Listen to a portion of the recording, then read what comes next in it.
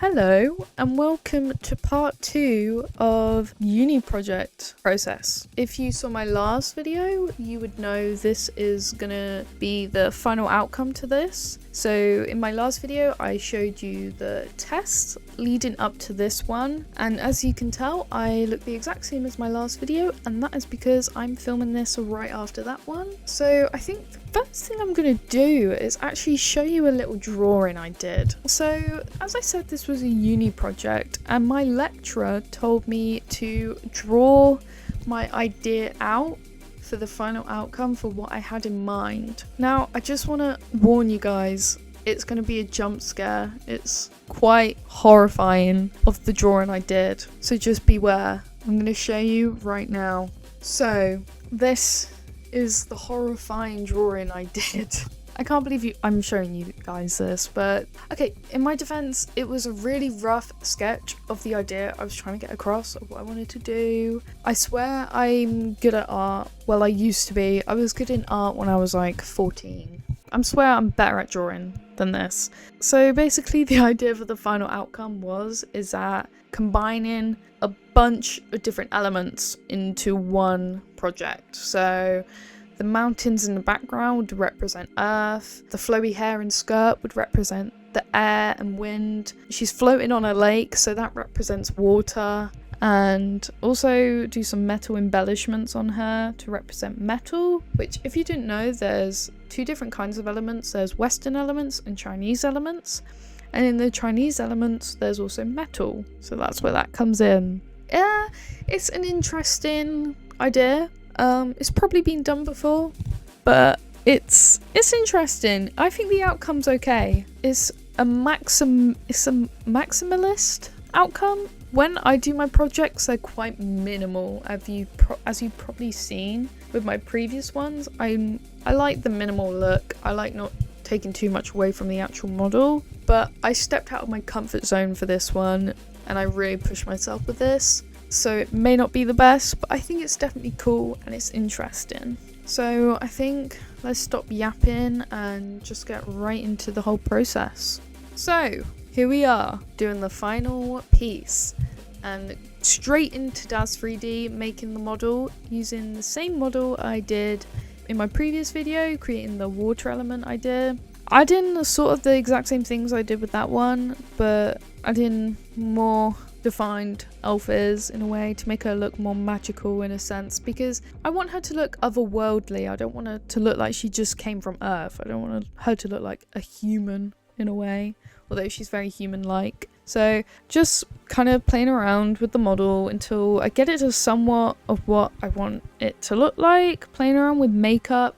I decide on very simple makeup because the final outcome isn't focused on the face at all, pretty much. So it's very light. I use the exact same hair as the one in the water, as well as my video about the ethereal fairy, I think I called it, and making it windswept to represent the air, or the air aspect, you know, air, wind blows. So yep, that's where that comes in. So I imported it straight into Blender, changing the light paths to 64 so the hair is not weird. And you'll also notice every so often when I go into the material view that she has like a metal surface all over her. That's because I added something in Daz3D that I think it added another separate model to it. And I figured out to solve it, I just had to delete that. I didn't realize it was a separate model. I thought it was part of her, but no, it was a separate one completely. So I just deleted it and then it was fine. So here I was kind of just playing around with the skin texture.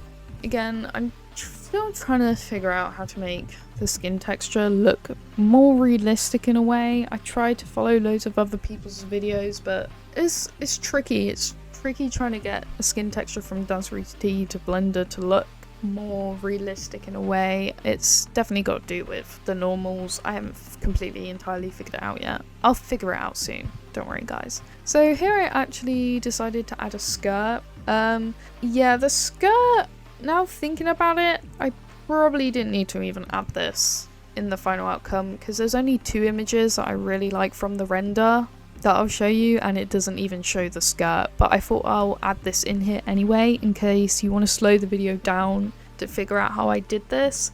So I just added a plane, subdivided it, added a cloth modifier, and just started generating. It was tricky, I had a lot of issues, but to add the wind, I added an actual wind to the scene and played around with it. Yeah, as you can see, I was fiddling around with a lot. There was a lot wrong with it. It was a struggle. Look, as you can see, it was like creating a tornado and just going around. But here I figured it out. All I had to do was make a vertex group of the whole like top vertices and put that into the shape in cloth so that it would just stay there. As you can see, it's clipping through her legs as well, and it's because I found when using like a model like this, when trying to make clothes in Blender, it's really weird with the cloth. It like bounces off of it and it doesn't completely sit with the model, almost like there's no collision. Even when I add a collision to the model, it doesn't work. If you know what the problem with that is, please let me know. So I decided, because the skirt was going like through her legs, I was thinking, you know what, I'll just pretend maybe there's a slit in the skirt and so her other leg's showing. So that's what I ended up just deciding. She has a slit in the skirt and that's why it's showing her whole right leg. There we go. So here I was playing around with skin again. This time I decided to make it more wet to kind of just add more reflection into the final render. So here I wanted to cover her tartars, give her some decency, and I used my beloved liquid curves generator modifier and added a lovely chest piece, and I added a mirror modifier, so obviously it would be mirrored on the other side, and I used 2 liquid curves in this. I used a thicker one, which you see here, and then I added another one and separated it so that I could use it again, and changed the size so it was more small, because with the smaller one I could add more details basically, as you can see here, without it colliding with the other one. Because if you've used this generator before, then you know when working with it, it collides with vertices really easily, so it becomes really bubbly or very thick. So that's why I've separated 2 separate ones to get more detail basically. And I really like how this chest piece came out actually. I think when I use liquid curves I tend to go overboard, but I kept my composure this time and I thought it would be better to keep it more simple, because in this final outcome I do a pretty elaborate background, which you will see. So once I did the chest piece, I wanted to also add like a face accessory like I did with the fire girl, and also a lot of other ones I've done in the past. So I just wanted to do a nose one. I actually experimented with kind of raising a lot of the vertices to make it look more 3D. Usually I don't do that because I'm like, oh, I don't like how bubbly it looks, but I thought maybe making it look a bit more 3D would be a bit more interesting, a bit more texture, a bit more depth, all that good stuff. So it's just playing around with that, having a look, see. It was a lot of fiddling, trying to get it to how I like. I'm quite of a perfectionist when it comes to the liquid curves. And so once I finished all that beautiful liquid curve goodness, I added a plane to the scene, because this will be the landscape. So if you've worked with Blender along a while, you would probably know how to do this by now, but you basically just add a displace modifier to a plane that is subdivided a lot, maybe like 1,000 times, and add in a clouds texture to it, and then just sculpting it however you want. But you can also, in your preferences, tick if you type in landscape on the search, you will be able to add an actual landscape yourself. So that's what I did in the background. It's going really quick, but I also added another plane in a dent I made in the ground to make a lake. Anyway, so as you just seen, I added a sphere around the whole entire scene, because you wouldn't have seen, but I did try to just add a sky texture to the world material, but it wasn't coming out how I wanted it, because I wanted the scene to be nighttime and dark, and I found doing it just in the world shader, it was still looking so bright. So I decided to do this technique. I'll link down below the video I actually followed for this. Really helpful video. It's basically a sky texture to a sphere and also a Voronoi texture to add the stars. And as you've seen, I've also added a moon just as an image plane, which I will illuminate in a second. Yeah, this was a long process with the sky texture on the sphere, but it looks good. I didn't show the process of that. Well, no, oh, never mind, I am. But you also add a noise texture for the clouds. Just make it a little bit more moody, a little bit more gloomy. I really like how the sky came out, actually. But like I said, I'll link down the video of the person who actually did this, so you can, it's more detailed, more in depth, better for you to follow, because it's a lot to try to explain in a very fast-paced video. So for the actual landscape texture, I don't think I end up using this one. I end up just using a grass PBR texture, which you can download. I'll link that down below as well. It's PBR textures, if you know it, is you can just, there's a bunch of free materials you can download, and if you click the principal BSDF and press Ctrl+Shift+T and click all the texture maps for a texture, it will do it itself and make that, basically. Really simple. It does look funky when it's light like this, but obviously I'm filming it at night time. You don't really see it. It kind of just looks like dark nothingness. So here I also added the water texture, which is exact same as I did in the water girl, as you saw in my last video. So here I'm adding some trees to add more to the scene. If you don't know how to add trees to the scene, it's in the preferences, it's the sapling tree generator. If you just tick it, then when you press Shift A, you'll see it's in the curves, I think. If you go into curves, the trees will be there, sapling tree. So I added a Japanese maple leaf, and I wanted to add actual, make it look like leaves are blowing off the tree. So I added a plane above it and turned it into a particle, and as you would have seen, I actually modeled the leaves just offside and added that to the whole particle system and started playing around with it. You'll see in a second I'll also add a wind to make it look more blowy, but it's quite, if you slow the video down, you might be able to make more sense of it than me explaining it. But I also added an emission shader to make it look more magical, because like I said, she's not from Earth, she's from another dimension maybe, and so the trees are glowing. So here I was just kind of playing around with it. I also added a tree bark texture from PBR texture as well, same as the grass I did on the landscape.